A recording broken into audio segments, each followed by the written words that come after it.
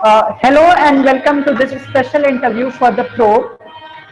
I'm Sumit Singh and joining with me is Anjana Benny. We are students of Hindu College, Delhi University and member of Caucus, the discussion forum of Hindu College.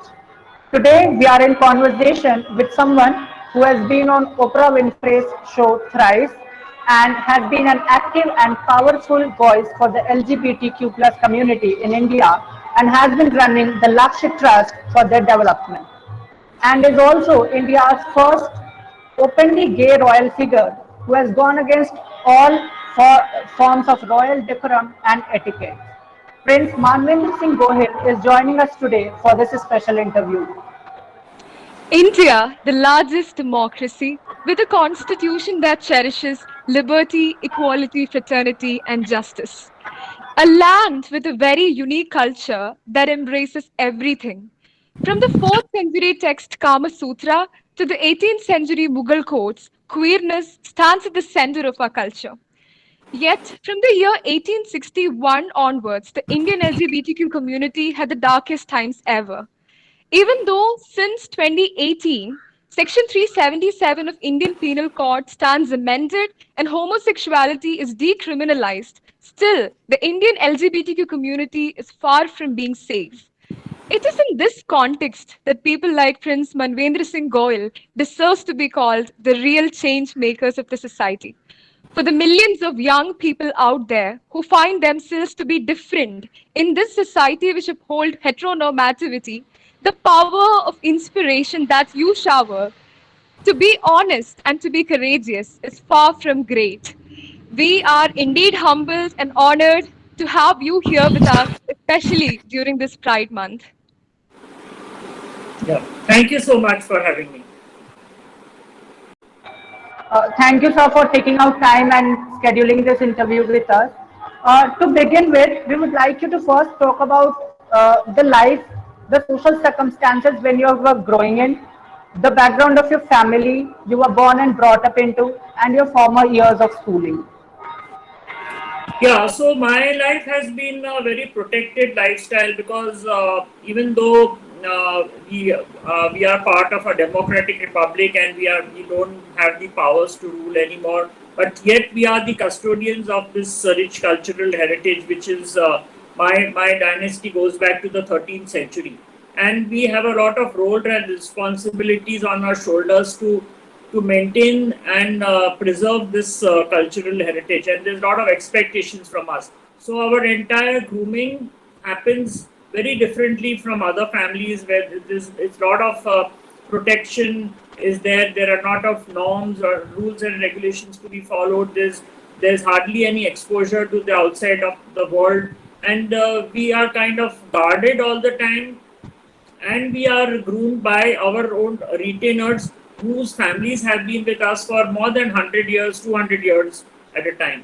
So, having said that, my early childhood and my young teenage was a very different kind of a teenage. I would say I was first of all raised by my nanny, a governess, and not by my mother, which is very different than other families. So I did not develop the natural love and affection which a child develops towards the mother. This happens in a lot of royal families. It's just that nobody talks about it. Secondly, there is no attachment with the parents, and obviously there is no communication. So when I was growing up, I was finding myself different. I knew I was not attracted towards the opposite sex, but I was attracted towards the same sex. And I studied in a co-education school in Mumbai, one of the best schools of the time, that Bombay Scottish School. And I kind of liked girls in that way, but not sexually. But I liked girls because I didn't like the boys because the boys were bullying the girls. So at the end of the day, I was having more girlfriends than I had boyfriends. And even the girls liked me because I was always siding them and supporting them. So that was my childhood days. I didn't have anyone to talk to, nobody to communicate why I'm having feeling like this. I thought maybe I'm the only one, or maybe it's a passing phase in my life, and that everything will be okay once I get married. And I did get married to a girl, to a princess, and but unfortunately the marriage did not last because I had no attraction towards her, and it ended up in a divorce just after 15 months due to non-consummation of marriage, which is a very valid ground for divorce in India. And after the divorce, my actual journey began for exploring my sexuality, because I wanted to understand why this marriage did not fail, why I didn't have a sexual attraction towards a girl. And then I discovered a gentleman by name of Ashok Rao Kavi, who was the first person in India to have openly come out as gay. And he was the one who was my mentor, and he guided me, and he was the one who even made me comfortable with my sexuality and gave me an identity. And he told me, you're absolutely natural, normal, and whatever you are doing is right. And he removed the guilt feeling from my mind, made me feel proud about myself, and I got my identity as a self-identified gay man. And that's how my journey began as an activist, as working for the community, working for HIV/AIDS, and working. And I was also trained as a counselor in his own trust, which he had established in 1995, called the Humsafar Trust, which was the first organization in India to have started working for the homosexual population. So yeah, so these were my initial years, but it took me 30 years of my life to come to terms with my sexuality, which is pretty long. Yes, sir. It truly seems as a very challenging childhood, and I think listening right now, it feels so motivational as well. So, sir, in one of your interviews, I remember you telling that when a gay man marries a heterosexual woman, or vice versa, it ends up in the failure of the entire marriage itself. Yet, reportedly, 80% of gay men in India are married to are married to women, like Yeah. due to the societal and family pressure. So, as you mentioned, like, can you please explain why was the reason you married a girl in the first place? Was that also out of Yeah. pressure and anything? And also, like, one more thing, why weren't you able to muster up the courage and prevent it from happening in the first place?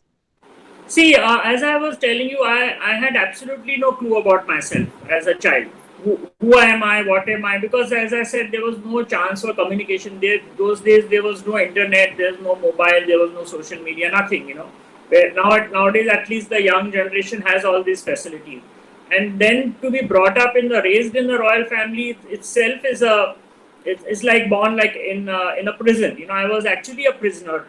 To be born in a royal family is like being born in a prison. Many people think that, oh, you're a royal and you have this advantage and facility, but we always think the grass is greener on the other side of the fence, but it is not. So it was not easy for me growing up, and absolutely never knew I was gay. I never even thought that I was gay. I was just thinking maybe it is something like a disease or a disorder or whatever. I don't know. And I voluntarily decided to get married. I thought maybe after marriage things will change. My attraction towards the same sex will not be there anymore. And because you see, another thing in India we have to understand is that even though in our country there's so much of homophobia and there's so much of bigotry and everything, but yeah, our country encourages homosocial behavior. And when I say encourages homosocial behavior, even when I was young, and as I told you, I had so many girlfriends, I was not allowed to meet my girlfriend in the absence of her mother. But if I had to meet a boyfriend, if I had to meet a guy who's my friend, he was allowed to meet. He would be allowed to meet me. He could even come to my bedroom, and nobody would question that why is he in your room? Because he's a boy and I'm a boy. So what are we doing? We are encouraging homosocial behavior. We are not encouraging heterosocial behavior in this country. Even I'm sure in your college, now things have changed, but you see boys and boys flocking together, girls and girls flocking together. That's fine, that's not taken in a problem. But if a boy and a girl does anything together, immediately the authorities will be informed that, wow, look, what is this? What is this happening? How can you allow a boy and a girl to be together? So we ourselves of the society is to be blamed that we are encouraging homosocial behavior since children, and we don't encourage heterosocial behavior. So how are we going to get a chance, to discover ourselves? I had no clue about myself. I got married, and the first night itself, very well, Oprah has described my. If you watch my Oprah show, you will know that she has very well described it. The agony the wife has to suffer getting married to a guy whom she doesn't know he is gay, and what happens after that. So most of the marriages which happen, when I said 80%, not all, some do get married voluntarily also, but most of the marriages which happen in the gay community or even in the lesbian community, where they are forced to get. In fact, lesbians are the worst hit than us. I mean, at least men have a little bit more say than women. I have got cases in lesbians, some of them who have been my clients, where the parents have gone to the extent of raping the girl to prove that she is not lesbian and she is a straight woman. Can you imagine that? I mean, and a family member has done it. A family member has forced sex with a girl who's lesbian to prove that she is not a lesbian. So these are the things which are happening in our society, and people are just turning a blind eye towards it. Nobody talks about it. Nobody even it doesn't come out because there's always shame and a lot of things attached to it. So, but you imagine how many lives are ruined out of these marriages, and parents absolutely don't care about it, or they are scared. They are scared of the society that, oh, what will the other people say if we don't get them married? Because parents always think that it is. Yeah, I agree. Parents have their responsibility, but parents also should understand their child's needs and try to understand and love the child the way he or she is, instead of forcing them and torturing them and exploiting them. Yeah. So, sir, when the news broke about your sexuality, your preference in 2006, reactions were polarizing, and you say that the day was like an earthquake whose tremors were felt across the globe. Why do you say so? Why do you feel so? Also, how difficult was that phase to come out openly and say that, talk about your sexual preference?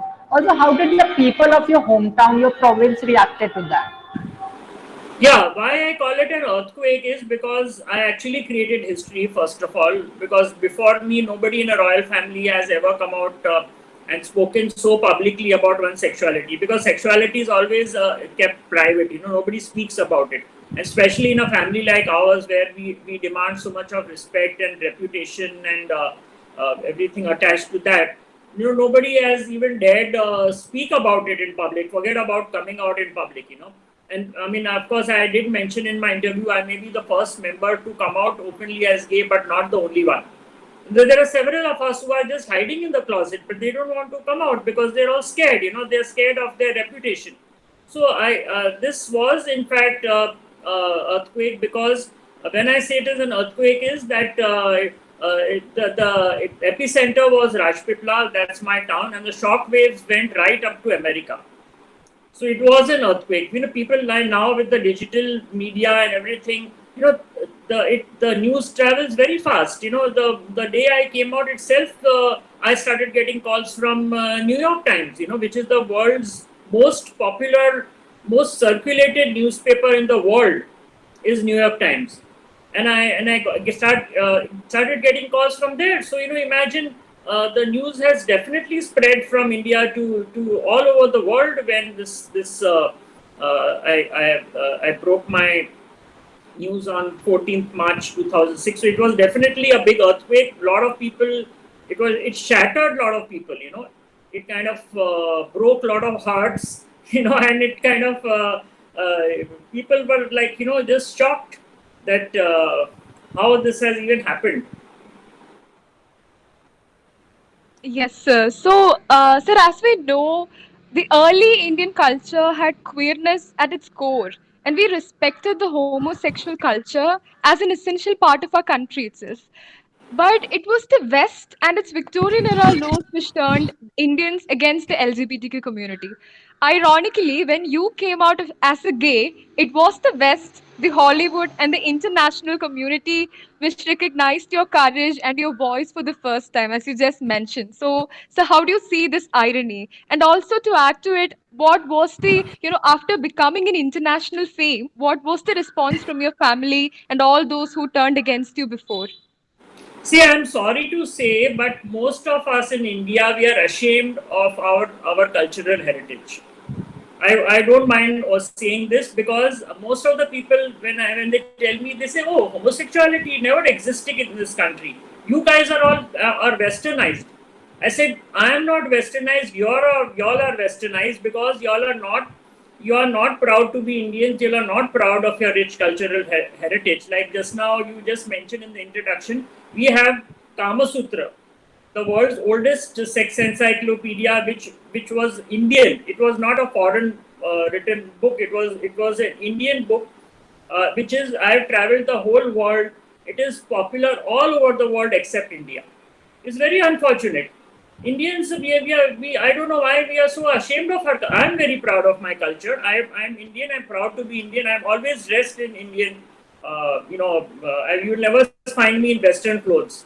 So I think more Indian than anyone else is, and therefore it is the foreigners who are more fond of our culture than Indian culture. You look at anything, look at Sanskrit, look at yoga, look at any Indian origin thing, it gets more popular out of the world than it gets in India. Why? Are we so shy of even looking at our history that we don't want to even think about these things? So it is the foreigners who are making India realize that please wake up. Please look at your culture. Many people ask me that why did people like Oprah and somebody have to call you because these are the people who are reminding the Indians that you need to recognize, you need to be aware of your rich cultural heritage, and you need to change your thoughts and mind processes, and wake up and see, dig your history and find out that India was one of the most liberal countries as regards sex was concerned in the world, and yet we are not imparting the basic sex education in schools. It's such a paradox. It's such a paradox thing to happen that when we even talk about the laws, you mentioned about the law which was passed during the colonial the rule. Yes, we were ruled by Britishers, fine, but didn't we get rid of them? We got rid of them in 1947. So much of efforts was put by the freedom fighters who have fought for India's independence, including the transgender community. Let me bring this fact to you, and it is a historical evidence we have. Transgenders were part of the army of Bahadur Shah Zafar, the last Mughal emperor. And in 1857, when the mutiny happened, the transgender community, the Hijra community, have fought the war of independence. Tell me how many of us even recognize them? We give awards to freedom fighters that so-and-so has fought for freedoms. Why hasn't anyone even thought of honoring the transgender community? On the contrary, we humiliate them, we shame them, we mock at them, we violate their human rights. That's what that's what the country is doing to us for no fault of ours. So coming back to this question, we should have laws based on our culture. Why do we have laws based on British moralities? I cannot understand. Are we still their slaves? Are we scared of the Britishers? That we still continue laws like 377, which was continued even after India got independent.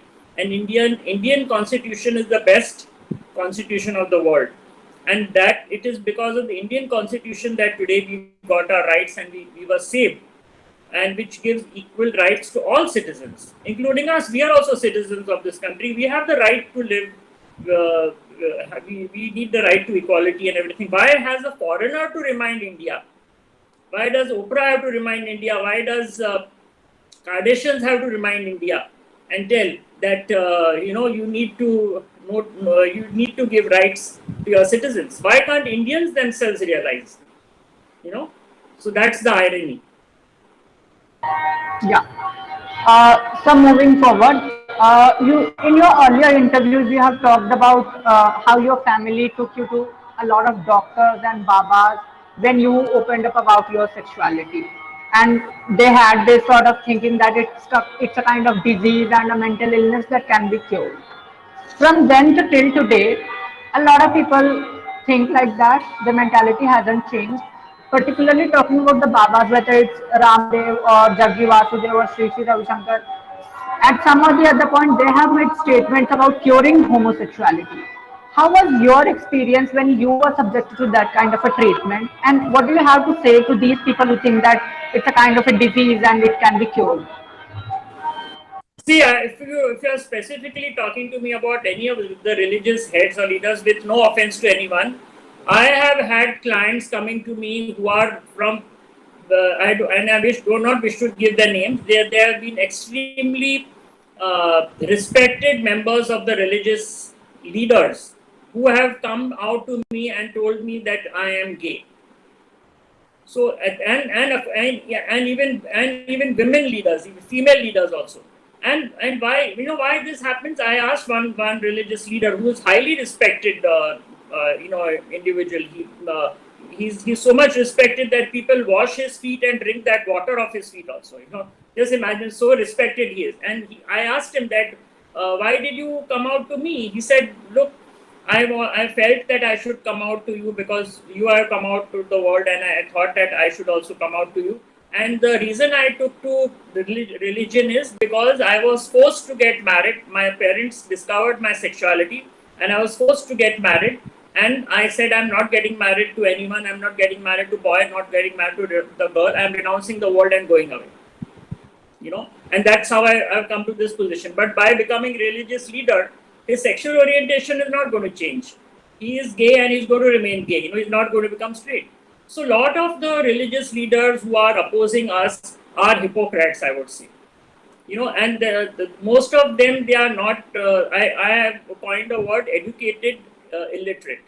Most of us many of us are educated. We have double graduates, we are postgraduate, but we are not literate. We are illiterate when it comes to homosexuality and issues of LGBT.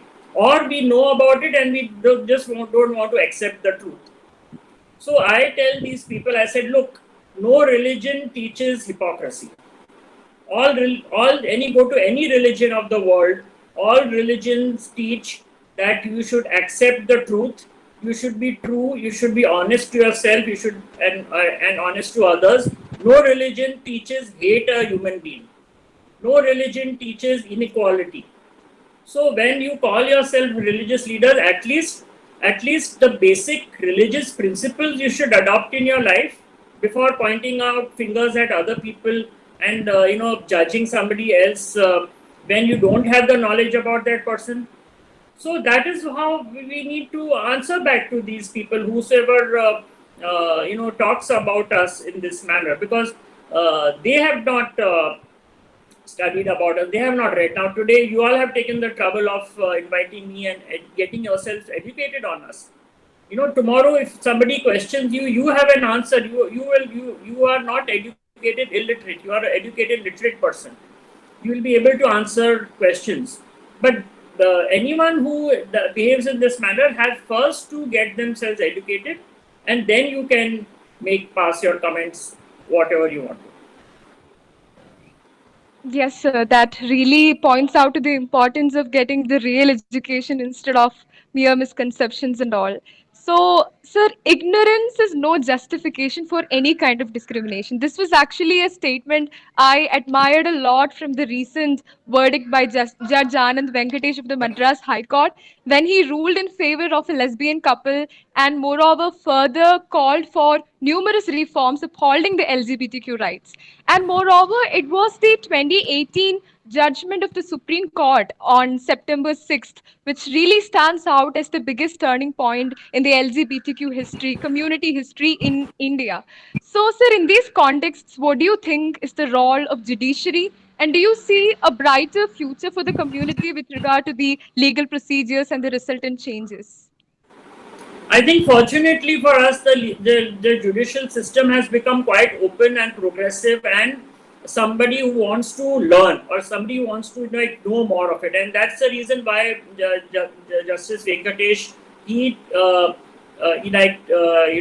took this opportunity of meeting mental health practitioners, meeting the community, understanding our issues, and on that basis he was able to give such a landmark historical judgment in the Madras High Court, and he himself admitted that he is ignorant. So similarly, see, as I told you, this educated illiterate thing will also apply to judges. They may be educated with regards to law is concerned, but they are illiterate with regards to LGBT issues are concerned. And like Justice Venkatesh did, I would expect that other members of the law fraternity also educate themselves on our issues before they pass any judgment, because any kind of judgment could be biased and could be discriminatory and would be not justified towards the person who is fighting for it. So I'm very happy this has happened, and this is a lessons to be learned. Other courts in India, whosoever now, like for example, now Delhi High Court is hearing the petition for same-sex union and same-sex marriage. So I think there also the judges ought to be sensitized about our issues, and then they will be able to give us the just statement. I can give you example of the Delhi High Court judge who was retired now, Justice AP Shah, who gave us the ruling in our favor in 2009. Now he was sensitized by none other than Justice Michael Kirby, who was the first openly gay judge of the world. And he's a very good friend of mine. Justice Michael Kirby is from the judge of the Australian High Court. I'm friends with him. I'm even part of his biography which he's written. And he told me that when he came to India, he spoke to a lot of judges and lawyers in India when he was invited here. And one of them was Justice AP Shah. And it just happened that Justice Shah happened to be sitting in the Delhi High Court when the ruling came in our favor. So you see how judgments are given, and they are all the justice is given by the judges because they have understood our issues, and after that they have pronounced the judgment.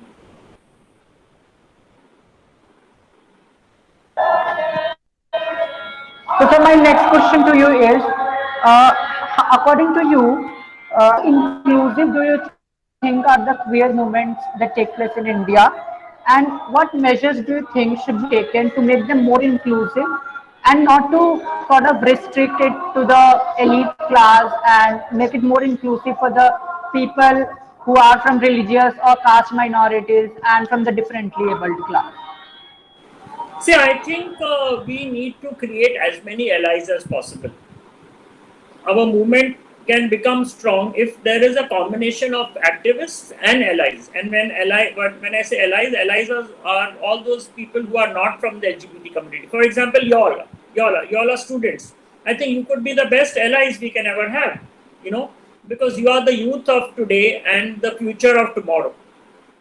If you are able to understand our issues and educate yourself, and thereby you are able to accept and understand us better, you would be able to be the future torch bearers and to spread this awareness, spread this education amongst the other people when you grow up, and even now and whenever you grow up also, and whatever position you take, that will be the right way to take this LGBT movement forward. It is the movement doesn't become strong just with the community. We definitely need allies. You see any movement, whether it's a women rights movement or it's animal rights movement or any movement is there. Even for example, you see the black movement in USA. It has got support from the whites. You see the olden days where the blacks were discriminated. The whites came forward and they supported the blacks and the people of color, and that's how the discrimination got reduced and their movement became strong. Similarly, it is allies who I always keep repeating myself. It is through allies that we will be able to mainstream our issues in the society, and that's very important. Yes, sir. So since you mentioned allies, according to the Ministry of Health and Family Welfare assessment in 2012, the population of LGBTQ community in India stands in around 2.5 million. And I think, as per many other activists' assessment and all, it's around even 10% of the population of India.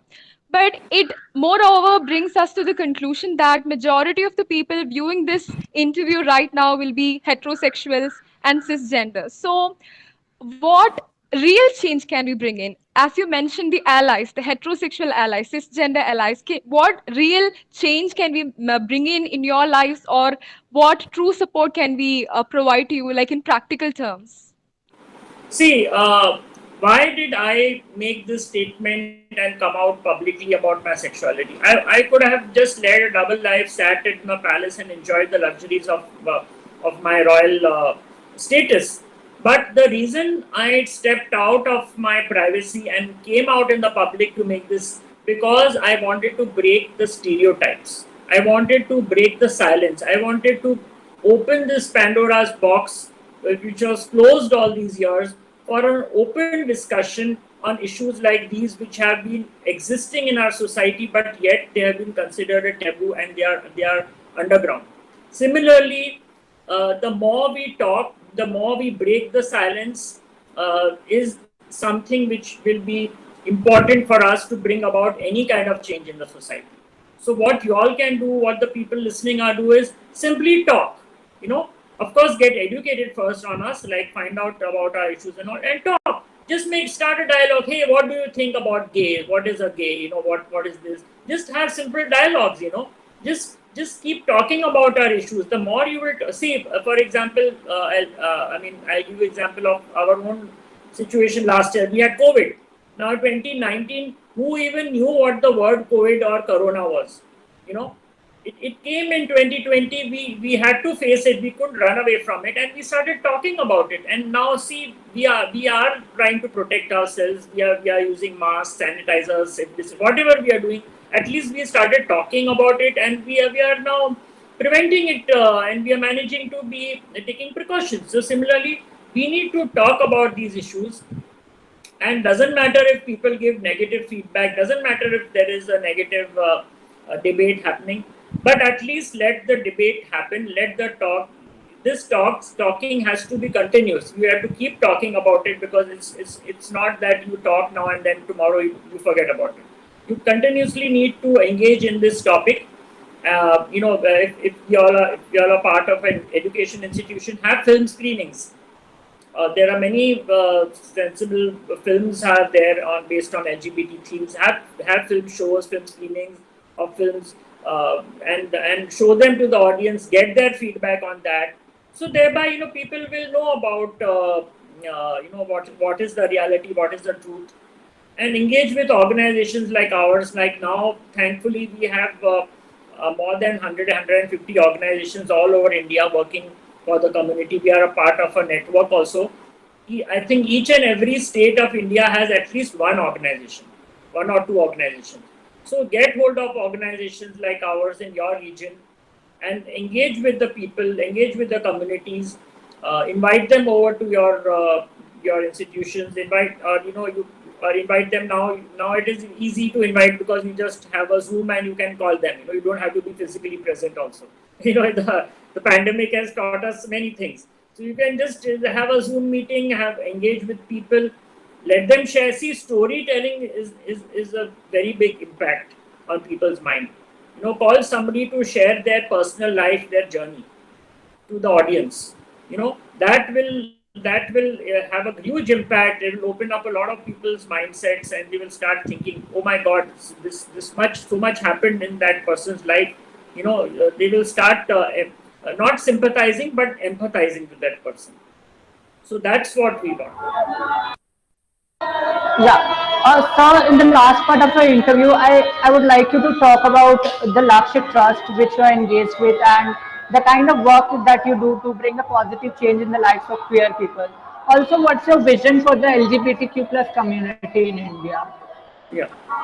So Lakshya Trust was founded by me and some of my friends around 21 years back in the year 2000, and the whole idea came up because my mentor Ashok Rao Kavi, who had guided me, he had started Humsafar Trust in Mumbai, and government that time was looking out for organizations like ours to partner with them for HIV, because they were looking for vulnerable populations, and the government decided that only the best way they could bring about HIV control is to join hands with vulnerable groups like ours, and that way it could be more effective control. So in Gujarat there was no organization of this sort. So government of Gujarat got interested, and thereby we started Lakshya. And the first project we got was a government project under the Ministry of Health and Family Welfare for HIV prevention and awareness amongst men having sex with men and the transgender population.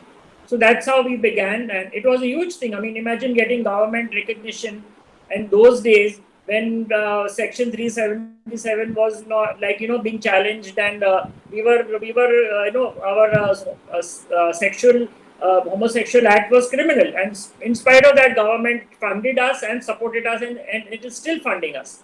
It's been 20 years the government is funding us. So we had a huge recognition from the government, and we started off. We work in 3 cities of Gujarat, which is Vadodara, Surat, Rajkot. We have a very good, committed, and dedicated staff of almost 300 people working for me. Most of them belong to the LGBT community, and we have reached out to a population of more than 25,000 people across the state. Which is huge. When you talk about the figures, the population figures, we have, I mean, our small little attempt with our small capacity also, we reached out to this huge population. They have actually come and taken services from us.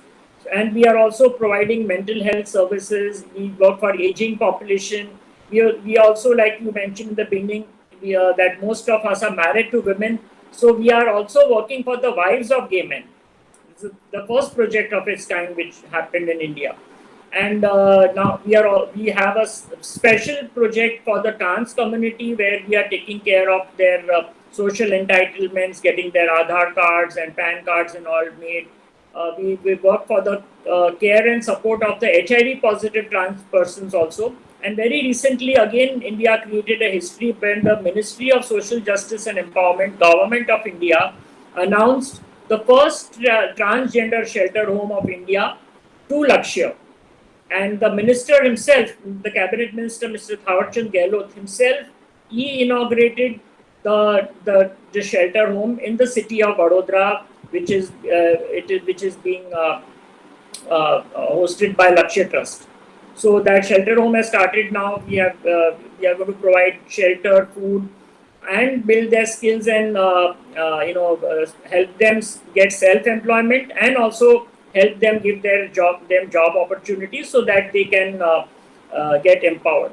So see, in certain areas, I must say government is helping us with trans rights, with trans issues. Government is definitely there supporting us. Even the Ministry of Health has got community representative sitting at the center for issues. Even the Ministry of Social Justice has a transgender community representative. I have been appointed by the government of Gujarat as representing the gay community, and I also sit with the government. So there has been steps taken. We need to take more steps. We need to do a lot of advocacy with the. See, I always tell government, I said, have a representative of us in your board, in your committee. Thereby, you'll, like how this judge had to take help of a community member to give his judgment. Similarly, government is also comes under the category of educated illiterate. So they also need to get literate. The government officers themselves have come and told me that we don't know anything about you. Please educate us. So this is not as we said, this is not their fault. It is ignorance. So they need us. So and we are happy to be with them, and thereby they can also give us job opportunities if they're employing us. So that's what Lakshya has been doing, and we have of course won several state awards, national awards, international awards, and because government trusted us, so we also made the government realize that they are now proud of us, of our work which we are doing.